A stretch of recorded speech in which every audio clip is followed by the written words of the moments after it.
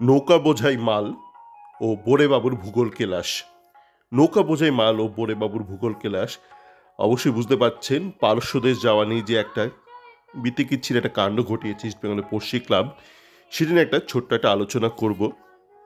প্রথমেই বলি, মাল শোনাতে যদি একটু আপত্তি লাগে তো আজকে শুভ দিনে আমরা সেটাকে নৌকাবোঝের সামগ্রী বলবো এবং সেই সামগ্রীর মধ্যে কি কি রয়েছে সেটা নিয়ে একটু ঘাটাঘাটি করব।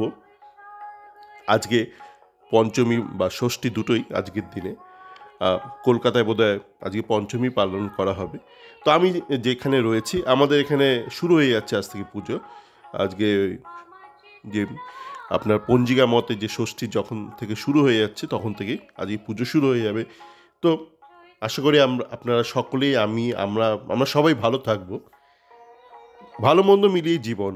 অনেকে বলছে না উৎসবে ফিরবো না। দেখুন, মন্দ আপনি যদি রোজ শ্মশানে যান দেখবেন রোজ প্রচুর লোক মারা যাচ্ছে।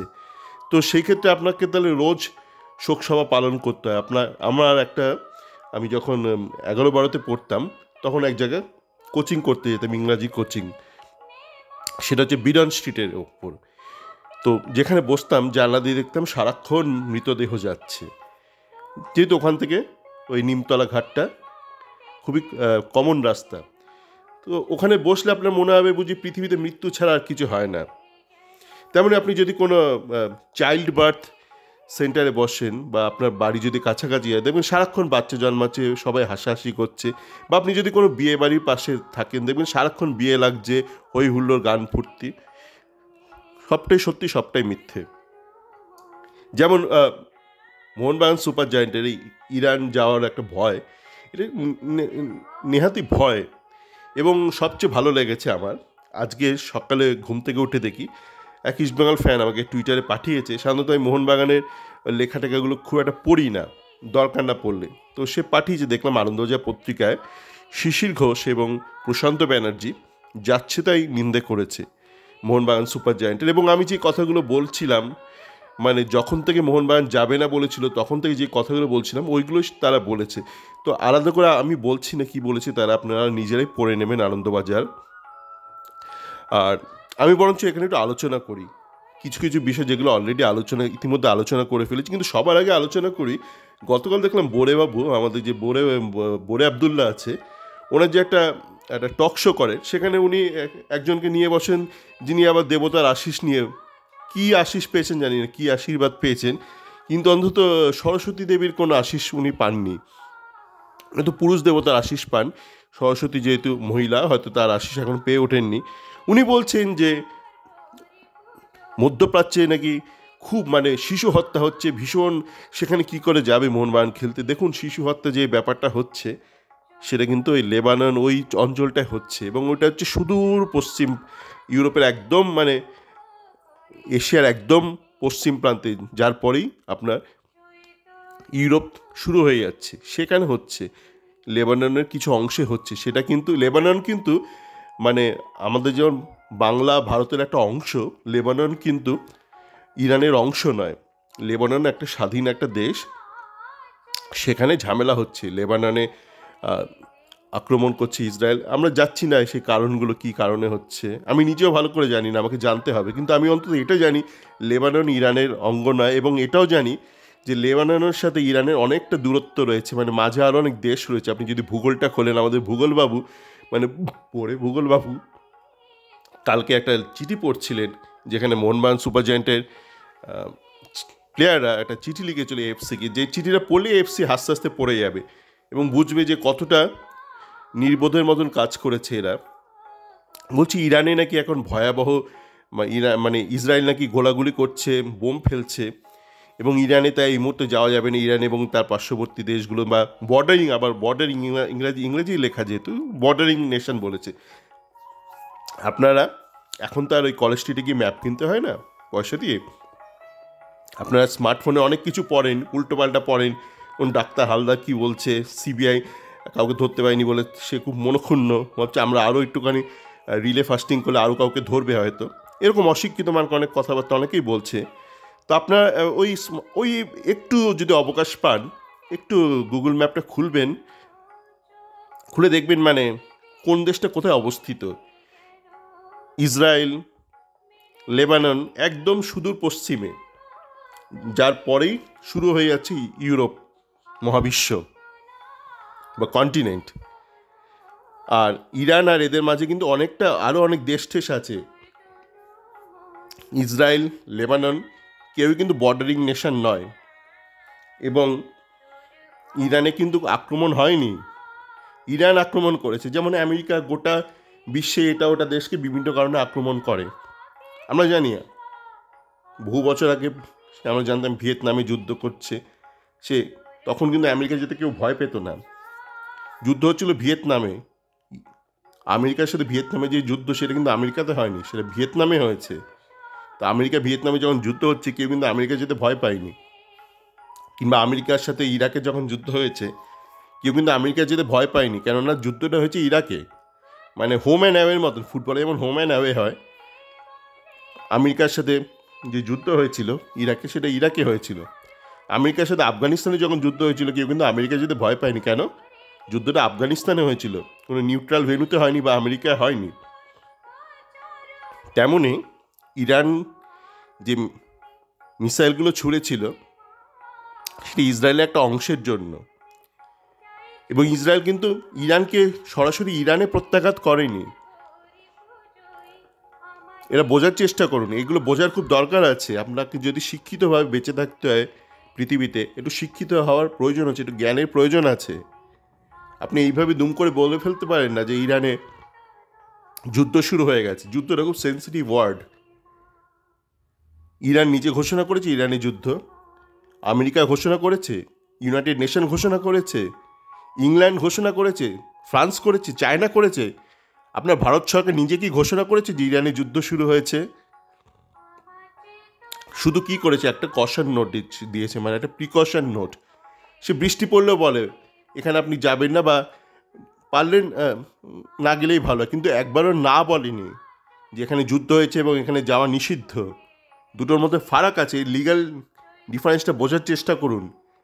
আপনি কিছু নাই জানতে পারেন, কিন্তু আপনি যদি বলেন যে আমি জানবো না, এটা আমার অধিকার আছে, এবং আমি না জেনে উল্টোপাল্টা বলবো এটা আমার অধিকার আছে জুনিয়র ডাক্তারদের মতন, তাহলে কিন্তু মুশকিল আছে, এবং বারংবার আপনারা বেইজ্জত হবেন, বিশ্ব দরবারে বেইজ্জত হবেন।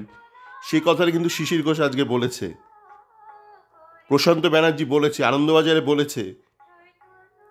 আর ভারতের সাথে মধ্যপ্রাচ্যের বিভিন্ন দেশে, প্রায় প্রত্যেকটা দেশে কিন্তু সুসম্পর্ক আছে, ঐতিহাসিকভাবে আছে। এটা ওয়ার্ল্ড পলিটিক্স, এটা বোঝার চেষ্টা করুন। আমেরিকার সাথে আমেরিকার সাথে কার কী সম্পর্ক থাকবে সেটা আমেরিকার ওপর নির্ভর করছে, তাদের দেশের পলিসি। আজকে আমি যেখানে রয়েছি এখানে অনেক বাঙালি বিপ্লবী আছে, সোকল্ড বিপ্লবী। তারা ওই প্রথম দিকে আরজিকর করেছিল, করে একটা আয়োজন করেছিল, একটা প্রতিবাদ মঞ্চ করে। তারপর তারা মোমবাতি জেলে ছিল, তারপর মোমবাতি নিয়ে যখন চলে যাচ্ছে নিভিয়ে, তখন পুলিশ ধরেছে, বলছে মোমবাতিগুলো যে মাটিতে পড়েছে এগুলো পরিষ্কার করুন, না তো ফাইন করব। তারপর থেকে তারা অনেকটা ম্রিয়মান হয়ে গেছে, মুখে মুখে এখন মিউ করে, ডিজিটালি মিউ করে। এগুলো কিন্তু শিক্ষার বিষয় আছে। এই আমার যেখানে আছি সেখানে কিছু ভারতীয় আছে, তারা একটুখানি প্রো বিজেপি অনেকে। তো যখন বিদেশমন্ত্রী এসেছিল কিছুদিন আগে, তারা ভেবেছিল তার সঙ্গে দেখা করে একটু কলকাতার নিন্দা করবে, একটু বাংলার নিন্দা করবে, এবং সেই সুযোগে একটুখানি বিজেপি সরকারের কোনো প্রতিনিধির সান্নিধ্যে আসবে। কিন্তু বিজেপি যে minister, external minister, foreign minister, সে কিন্তু ভালো করে এদের মানে কি বলবো বাটাম দিয়েছে, মানে ভদ্রভাবেই করেছে। উনি বলেছে এটা ভারতের অভ্যন্তরীণ ব্যাপার, তোমরা বিদেশে রয়েছে, বিদেশে বসে এইগুলো উল্টোপাল্টা চিল্লামিল্লি করে ভারতের নিন্দে করো না। আমিও সেটা মনে করি। আমি হয়তো ব্যক্তিগতভাবে হয়তো যে বিজেপি সরকারের অনেক কিছু সমর্থন করি না, সেটা আমার একটা গণতান্ত্রিক অধিকার আছে, সবার আছে। কিন্তু তার মানে এই নয় যে আমি বিদেশের মাটিতে ভারতের সব কিছু নিন্দে করব। আজকে আমি ভারতের মধ্যে যখন একটা আলোচনা হচ্ছে, তখন হয়তো আমি ইউপি, মধ্যপ্রদেশ, অসমে কী হচ্ছে তাই নিয়ে আলোচনা করলাম, কিন্তু আমি বিদেশের কাছে ভারতের নিন্দে করব না। প্রত্যেকটা দেশের কিছু সমস্যা থাকে, সেই দেশের মানুষ কিন্তু অন্য দেশে গিয়ে নিজের দেশের নিন্দে করে না। এটা বোঝার চেষ্টা করার খুব দরকার আছে মানুষের। আপনি কার কাছে কার নিন্দে করছেন? ভারতের সাথে ইরানের সুদীর্ঘ দিনের একটা সম্পর্ক আছে। ভারত সরকার ঘোষণা করেছে ইরানি যুদ্ধ লেগেছে। কোনো দেশ, পৃথিবীর কোনো দেশ ঘোষণা করেনি। আপনি আলিপুর থেকে ঘোষণা করে দিচ্ছেন, এবং কিছু মোহনবাগানের ফ্যান ঘোষণা করে দিচ্ছে। এটা খুব স্পর্শকাতর বিষয়, আপনি দুম করে বলতে পারেন না। এখন তো মণিপুরেও বহুদিন ধরে ঝামেলা হচ্ছে। কেউ যদি বলে ভারত জ্বলছে, ভালো লাগবে? যদি ইরান এখন বলে যে ভারত জ্বলছে, কেন মণিপুর তো ভারতের ভেতরে রয়েছে। ইরানের সাথে যে ঝামেলা ইসরায়েলে, সেটা কিন্তু ইরানে হচ্ছে না, লেবাননে হচ্ছে, একটা তৃতীয় একটা জায়গাতে হচ্ছে। এখন যদি কেউ বলে যে ভারতে যাব না, ভারতে যুদ্ধ লাগছে, মণিপুরে যুদ্ধ, মণিপুরে এটা সেটা হচ্ছে, ভারতের ইন্টারন্যাশনাল স্ট্যাটাস কোথায় যাবে? কিংবা কেউ যদি বলে যে মধ্যপ্রদেশে শিশু হত্যা হচ্ছে, শিশু ধর্ষণ হচ্ছে, আমরা তাই ভারতে যেতে ভয় পাচ্ছি, ভারত এখন মানে ধর্ষণের দেশ হয়ে গেছে। এইসব বিষয় নিয়ে কিন্তু ইয়ার্কি মারার বিষয় নয়, ইয়ার্কি ফাজলামির বিষয় নয়। নারীদের বিরুদ্ধে অন্যায়, অবিচার, ক্রাইম গোটা বিশ্ব জুড়ে হয়। সেটা কেন হয় সেটা অন্য বিষয়, কিন্তু সেটা নিয়ে সস্তা রাজনীতি করাটা বুদ্ধিমানের কাজ নয়। তেমনি দুম করে একটা ফুটবল ক্লাবের কোনো অধিকার নেই ঘোষণা করে দেওয়া যে ইরানে যুদ্ধ লেগেছে, বা আমার মনে হচ্ছে ইরানে যুদ্ধ লাগবে। আপনি বলার কেউ নন। একটা ফুটবল ক্লাব বলতে পারে না অমুক দেশে যুদ্ধ লাগবে। আপনার দেশের সরকার নিজে থেকে বলেছে যে সেই দেশে যুদ্ধ লাগবে বা লেগে গেছে। এই কথাটা কিন্তু আজকে শিশির ঘোষরা বলেছে, প্রশান্ত ব্যানার্জিরা। আকবারই আপনি বলে দিতে পারেন না যে অমুক দেশে যুদ্ধ লেগে গেছে বা যুদ্ধ লাগবে বলে। আমেরিকা তো বিভিন্ন অস্ত্র সারা বিশ্ব পাঠায়, যেখানে যেখানে যুদ্ধ লাগে। আপনি বলবেন আমেরিকাতে যাব না? আমেরিকার মাথার ওপর দিয়ে মিসাইল যাচ্ছে, আমেরিকা যদি লঞ্চ করে কোনো কিছু, তো কোনো একটা আমেরিকার ল্যান্ড থেকেই করবে। একটা উদাহরণ আছে যে বিগত কয়েক মাসে ইরানে কোনো যুদ্ধ কেন্দ্র করে কোনো ঘটনায় একজনও কেউ মারা গেছে? আপনি তথ্য দিতে পারবেন ইরানে কেউ মারা গেছে যুদ্ধের জন্য? আপনি বলে দিলেন যে ইরানে যুদ্ধ লেগেছে। ভারতের সাথে কোন দেশের কী সম্পর্ক আছে কূটনৈতিক, কিছুই জানেন না, উল্টোপাল্টা কমেন্ট করে দিচ্ছেন। আমি কয়েক মাস আগে দেখেছিলাম ইউক্রেন, রাশিয়া নিয়ে অনেক উল্টোপাল্টা মন্তব্য করছেন। ভারতের সাথে দুটো দেশেরই কিন্তু অনেক বছরের সুসম্পর্ক রয়েছে। আপনার কোনো বন্ধু আর তার পত্নীর মধ্যে ঝামেলা লাগলে আপনি গিয়ে সব সময় গিয়ে অত নাক না গলানোই ভালো, দুজনেই যদি আপনার বন্ধু হয়। এগুলো বোঝার দরকার আছে, কোনটা নিজের বাড়ির ঝামেলা, কোনটা পরের বাড়ির ঝামেলা। এইটা নিয়ে কিন্তু বহু লোক বহু আগে বলে গেছে, সুভাষচন্দ্র বলে গেছে এই জিনিসটা নিয়ে। আমাদের যে নেতাজি সুভাষচন্দ্র বোস, কোনটা আপনার বাড়ির ঝামেলা, কোনটা পরের বাড়ির ঝামেলা, একটু বোঝার চেষ্টা করুন।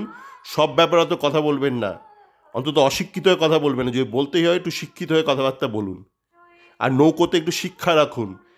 এত অশিক্ষা রাখলে সবসময় মনে ভয় থাকবে। আপনি যে জিনিসটা জানেন না সেই জিনিসটা নিয়ে সবসময় মনে ভয় থাকবে। একটু নিজে শিক্ষিত করুন, শিক্ষার আলোয় নিজেকে ভাসিয়ে দিন, নিজের চেতনাকে একটু চৈতন্য করুন, চেতনাকে। দেখবেন ভালো থাকবেন, পুজোর দিনগুলো ভালো থাকবেন, পুজোর পরেও ভালো থাকবেন, আশপাশের লোককেও ভালো রাখবেন, নিজেকেও ভালো রাখবেন। সকলে ভালো থাকবেন।